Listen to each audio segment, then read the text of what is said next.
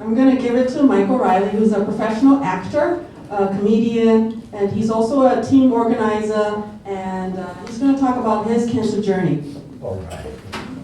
Thank you for that warm round of applause. Really welcome. I don't think I'll need this microphone to fill this room. It is truly an honor to be with all of you here today. My name is Kenneth Michael Riley, and it sounds a lot better if it's said with an Irish accent, so right along with me, Kenneth Michael Riley. I am a husband. Very good, I got my Irish contingency. I'm a husband, I'm a stand-up comedian, I'm an actor, a corporate team builder. I am the world's greatest uncle. All 8 of my nieces and nephews got together and bought me a t-shirt that says that. They're all in their 20s, and it kind of just showed me how cheap they actually were. But the title that I'm most proud of is that of Cancer Survivor. I do have to go to my notes because I do have chemo break. So, in June of 2012, I was meeting with my primary doctor, and I was doing that thing that every person over 50 needs to do. The exam with the camera that you don't need to smile for. He asked me if there was anything else, and I had a small lump in between my neck and my shoulder blade, but being a guy, I didn't think much of it because, it didn't hurt, and I said, well, yeah, I got this lump. He goes, I think we ought to get that checked out. And I'm so glad that we did. It turned out to be stage 3 non-small cell lung cancer, which kind of blew me away because I didn't feel sick. 2 weeks before, I was hiking along the Nepali coast with some coworkers who were all in their 20s, and quite frankly, I was kicking their butt going up and down those hills. So I was very surprised. I still remember when I got the for sure diagnosis, that word cancer just echoed in my head. Cancer, cancer, cancer. And the first thing I thought is, wow, guys are really screwed up on this one. There must be some other Michael Riley there happens to have the same medical record as I do, and same birth date. Shit, it's me. I'm that guy. I was so glad that my wife was there. My wife is a financial planner, and the first thing she did is she went into planning mode. She started taking notes as I sat there stunned with those words echoing through my head. Cancer, cancer, cancer. And then I thought, well, they said it was, non-small cell. So I thought, well, it's big cell then. And this is just a big cell, so they can cut it out. And a couple weeks later, hey, I'll be back in action. The first thing I did when we got home was I went on the web. And I typed in WebMD. Don't do this. I started reading about my disease, and it said that I had an 85% chance of dying within the first year. So being raised a Catholic, I did what any good Catholic boy would do, is I started planning my funeral. I figured, well, it's time to roll the credits. I've had a pretty good life. I actually made a guest list of who would be invited to my funeral and who would be turned away. I was going to hire a couple of big bouncers. They'd stand there and go, yes, you can come in, wait, I don't see your name. It says here, he never really liked you. Okay. Yeah, you can't come in. I even planned my music. I was going to have Freebird by Leonard Skinner, and yes, the whole complete 19-minute version. I was also going to have him play Highway to Hell. Not so much that I really like that song, it's just I have a very warped sense of humor, and I thought it'd be very funny, that song being blasted out of a Catholic church. And my parents sitting there going, great, it's just another church he's gonna get us kicked out of. This is more embarrassing than the time he farted in the confessional and he made the priest sick. And I got really depressed. And in my depression and my funeral planning, thought to myself, wait a second. If I have an 85% chance of dying, that means I've got a 15% chance of living. So being always kind of an underdog, I thought to myself, damn it, I'm going for that 15%. First doctor I met on this journey was Dr. Lucy Song.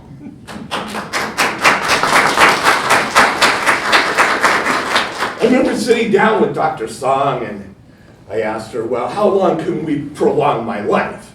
Because I need to beat those odds that are on WebMD. That was my whole goal. And she looked at me and said, Mr. Riley, I'm not here to prolong your life. I'm here to try and cure you.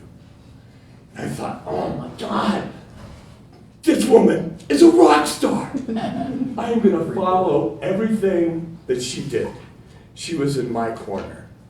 And then I went to go see Dr. Anita, and I just found out, TC, yo, Dr. God, I thought that was funny. Clearly, it was only me. I went to go see Dr. Lee, who's she was a little tougher. She goes, yeah, we're going to have to be very aggressive with your cancer, and this is going to take a lot out of you. And so I had my incredible team who was backed by their incredible teams. I didn't even know like you guys had a tumor board, which just kind of pictured a bunch of tumors sitting around a table. Just kind of my own brain. And I need to mention another very valuable player on my team was my wife. When I couldn't think, she thought for me. When I couldn't speak, she spoke for me. She took very meticulous notes. And she followed each and every one. Therefore, I had to follow each and every one.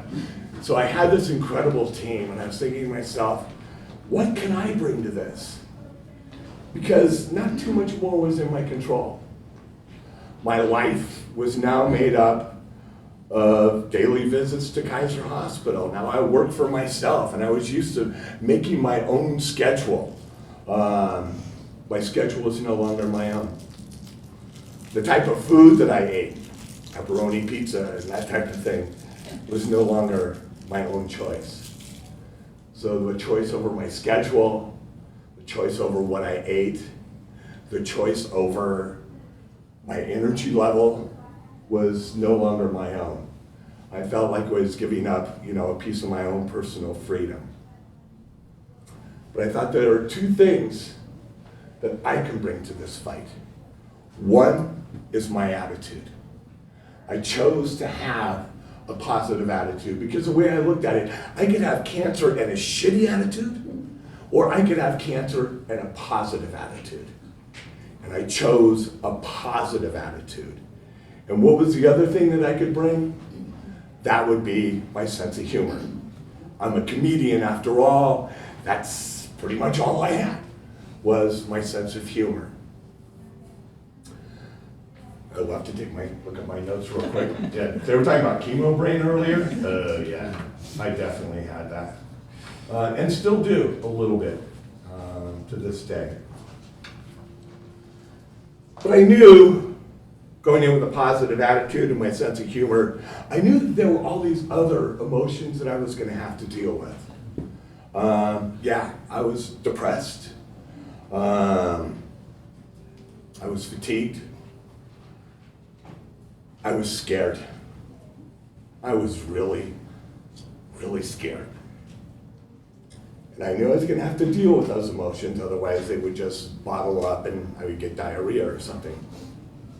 So how I dealt with those other emotions is I gave the cancer 1 hour a day to mess with my head. So between the hours of 3 and 4, I would have my own pity party. It was awesome. I would go to the Pity Party Bar and Grill, which in essence was just my bedroom. So I'd walk in there and the maitre d' would be there and he'd go, oh, welcome to the pity party. How many in your party? 1. Well, that's pitiful. Will there be crying at your pity party? Oh yeah, there's probably going to be quite a bit of crying. Well, very good then. We will be sure to give you plenty of hankies. Now, Will you have any anger at your pity party? Oh yeah, I am really pissed off. Well, we will go ahead and bring you some pillows that you may punch. Now, would you require any music during your pity party? And I thought, yeah. Do you have anything by Sarah McLachlan? Maybe like that song that they play for the Humane Society commercials? In the arms of the angels. So I would sit there and I would cry. And I would let all of my emotions out. I would be angry, I would beat up pillows. Just whatever feeling came through. You got it there, buddy? Cool. Excellent. How you doing, man? Welcome. So I let all those emotions just come out. Because it's okay to feel all those emotions. But what I did do, because music played a big part in my fight, is I would end my pity party with Tom Petty's I Won't Back Down. So I just listened to those words. I won't back down. No, I won't back down. You can stand me up at the gates of hell, but I won't back down. I know what's right. I only have one life. In a world that keeps pushing me around, I will stand my ground, and I won't back down. I also started to find humor in my treatments. My first bit of humor was my new girlfriend. I got to see my new girlfriend 3 days a week. She was tall, she was skinny, I named her Ivy. She was the one who was going to give me my chemo treatments. Sure, she was skinny and taller than I was, and she beeped a lot, but we were really stuck on each other. Thank you. Little chemo humor for you there. It's not the best joke I wrote, but it's the only one that I could come up with. And then I thought, hey, I'll be able to smoke pot now. This is cool, because this is back when you could get a marijuana medical card. I was like, cool, I'll get one of those. And then I started thinking, wait a minute. The last time I got high was in like 1978. And I wound up getting all paranoid. I started thinking I'm breathing, then I'm thinking I'm breathing too much, or maybe I'm not breathing enough. And I'm thinking, you know what? The last thing I need to do is to get inside my head. So for me, doing pot wasn't when it wasn't an option. I didn't want to do that. I do have to hand it to my anti-nausea team. They did a great job. I particularly do not like to throw up. I haven't thrown up since the great beer tasting adventure in 1998. And thankfully to that team that put together my nausea medicine, that record still holds today. So, thank you. Right, that's just thank you. And over here.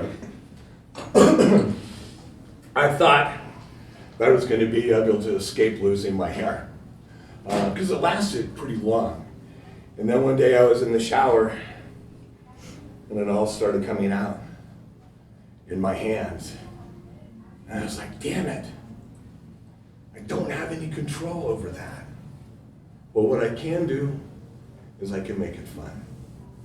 So I called my hairstylist and I told her, hey, I want you to shave my head for me, because I was going to decide when I lost all my hair. And Tara started to cry. She said, I don't know if I'm emotionally able to do that for you. I was like, no, wait, I'm going to make this so much fun. She's like, okay, I'll try. So I went to her shop, and she cut my hair after hours. And the first thing that we did is I got like the coolest mohawk I'd ever had in my entire life. It was like hanging all the way up to here. And then we completely shaved my head. Now, some people have a great shaped head for being bald. I do not. But you know what? It was my head. There was nothing I can do about it. So I was going to make the best out of this new Uncle Fester look as I possibly could. And then I went to radiation. Radiation, they have a beautiful set of I went to is in Santa Clara. They have a beautiful rose garden that's around their building. And every day before I went into radiation, and Kaiser was really good about putting my appointments so I'd have like chemo in the morning, then radiation in the afternoon, or the opposite, however kind of worked out schedule-wise. But they were good about that. I didn't have to keep coming back and forth. But every day that I went into radiation, I stopped and smelled a different rose. And each one of those roses reminded me of somebody that was on my journey with me. Reminded me of the friends that I had. Of wonderful friends who would make dinners for my wife and I. I had friends that would drive me to my treatments. Even though there's a possibility I would throw up in their car, they would give me a ride. My old roommate, he came pulling up in his Corvette. He's like, yeah, here's a bucket, okay? If anything has to go. But I would smell one of those roses each and every day. And it was also a good psychological reminder to slow down and smell the roses in life. And I've carried that with me. When I went into radiation, I noticed when I walked in, there's a couple of things that happened. My wife was able to be with me when I was doing the chemo, but for the first time in radiation, she wasn't. And I walked through that door, and it shut. I was alone. First time in this journey, I was alone. And I was walking down the hall, and on the right side was a women's room, where they all waited. And it was a bustle of energy. They were all talking to each other. They were sharing information. They were sharing ideas about food. They were sharing ideas about their treatments. They were sharing which bras they could wear that didn't hurt when they were going through radiation. They were sharing information. And then I walked into the guys, and there were all my guys staring at the floor, looking like that they were going to go in to get to the firing squad, just staring. So I made it my job to lighten everybody up. So each day I'd walk in with a joke. Some days I'd walk in and go, gentlemen, don't you look radiant today? I would say, if they turned off the lights, do you think we would glow in the dark? And this one guy said, well, I've got colon cancer, so probably only my ass would glow. But what the humor did is the humor broke down the walls. And we began to talk to each other. And we began to share our journeys with each other. Cancer is amazing in the fact that cancer is the most non-discriminatory disease that there is out there. In the room that I shared, there was a gentleman from England, a gentleman from Vietnam, a gentleman from India, a gentleman from China, and an Irish kid. And there we were, all together in one room at this particular point in our lives, fighting for our lives. When one of us was having a bad day, I could feel us all just sending our energy to him.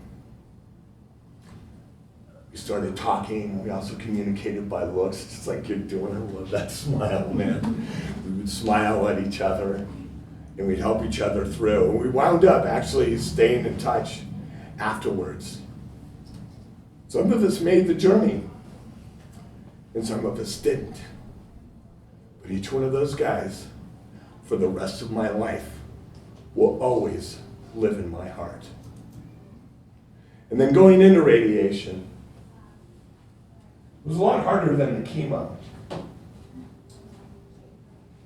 I had to wear this mask that they would use. They would put it on, and they would bump me down. I'd have my hands up above my head for about 40 minutes. When I first looked at this mask, I thought it was my death mask. But then I looked at it again, and I was like, no, this is not a death mask. I hate tight spaces. This mask was going to teach me the lesson of concentration. This mask was going to become my war mask. This mask is the mask that I'm going to wear when I go into battle. This mask is my war face. So that's what I thought each time they put that mask on me. So it became my championship mask. The Warriors wanted to borrow it the other day, and I said, no, I need it. Each time I put on the mask, I thought of that Pink Floyd song, Comfortably Numb. Because again, I use music a lot. So I'd sit there and they put the mask on and I'd think, hello, hello, is there anybody in there? Just nod if you can hear me. I can't nod. This mask is stuck. And then the machine would start. To be honest, I don't even really know exactly what the machine looked like because I closed my eyes most of the time. But I can tell you every single sound that machine made. I knew every sound. As I would lay there, I could kind of tell where it was shooting by the noise that it was making. And I thought sometimes like I was on a spaceship. And again, Pink Floyd, Welcome to the Machine. But then I looked at it as a spaceship and laser beams going in to blow up those cancer cells. The radiation took an awful lot out of me. I wound up having some pretty good burns. And Dr. Lee was really good. She gave me some really good salves to put on that, and she made sure, did your skin hurt? It's because you're not putting on enough salve. That's right.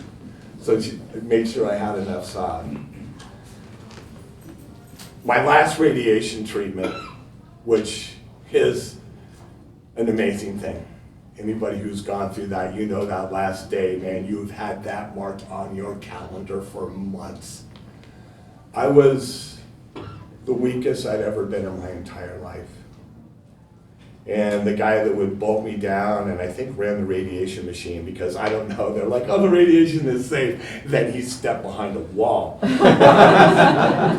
then why don't you hang out here with me then? It's so damn safe. You don't want kids to glow in the dark. The guy that bolted me down every day, I looked at him and I said, dude, I'm too weak to get up.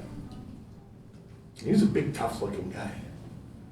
And he leaned down and he said, don't worry, my brother. I will help you out. And we will walk out together. It was amazing. I found out some interesting things going through this. My family, who was never much of a touchy-feely family, my mom and dad, who were elderly, lived up in Grass Valley, and they would come and see me. My dad never showed much emotions, and one day he was holding my hand, and he was crying. I'd never seen my dad cry. We'd lost my two brothers earlier in our lives, and my dad said, you're my only son. My sisters, on the other hand, were afraid of me. Maybe because of what happened to my brother, so they never came and saw me. And neither did my nieces and nephews. And they're on the list of not going to my funeral. And that's still kind of a hurt. But on the good side, what it taught me was who I could trust and who is on my side. Another good side effect from the radiation is I don't have to shave this side of my face. Ever. That hair just doesn't grow there. It's awesome. It was a beautiful journey in the sense of the things that I learned. I learned how kind people could be. I learned a lot of the people at Kaiser who work in the cancer area are cancer survivors for themselves. And down to the receptionist who smiled at me every time I came in. The nurse who smiled every time she stuck me. A little hint, always be nice to your nurse.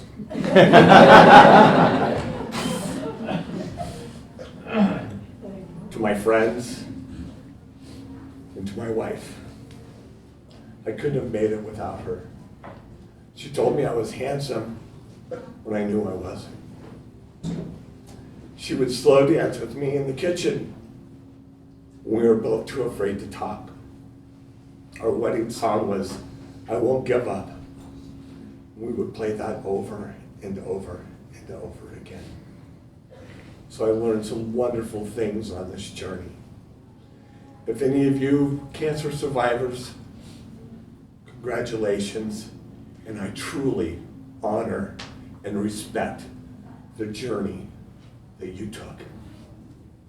For those who are going through it, each and every one of us has a beautiful strength inside of us. Mine happened to be humor, yours could be something totally different. Grab onto that strength and use that to help you through this time. To everybody who has supported somebody who's gone through cancer, thank you from the bottom of my heart, because if it weren't for you, and I know you were just as scared as we were going through it, it would have been more and more difficult. You gave up a lot in your lives. To my doctors, Dr. Song and Dr. Lee, I know you guys, every time I say thank you, they're both like, well, no, it wasn't me, it wasn't me. No, a big part of it was you. I know your team was a big part of it. And I know that each and both of you handled a very difficult situation with honesty, which was so appreciated on my part, and with compassion. And I appreciate that with all of my heart. Now my cancer may come back. It's been 10 years, 7 years, something like that. I passed that bridge, but it may come back. If it does come back, my odds aren't that too good. But I'm not gonna trip on that, just like I didn't trip on how I got my cancer. Because there's only one thing I know for sure, and that's right here, right now, and in the moment. And from the bottom of my heart, thank you guys for sharing this moment with me.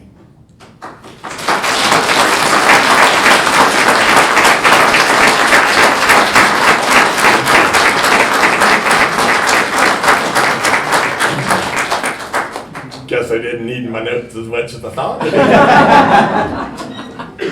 Does anybody have any questions? Or we could just sit and stare at each other. I'm good either way. Yeah. For those people who weren't there for you, did it feel like they were abandoning you, or did you feel like they just didn't have the strength? That's a really good question, and I'll tell you, at first, I felt that they abandoned me. I felt like, God, my sisters, they left me, man. I would be there for them. And then I kind of quit thinking about me, and I thought about them. And we are all different, and we all have very different emotional capabilities.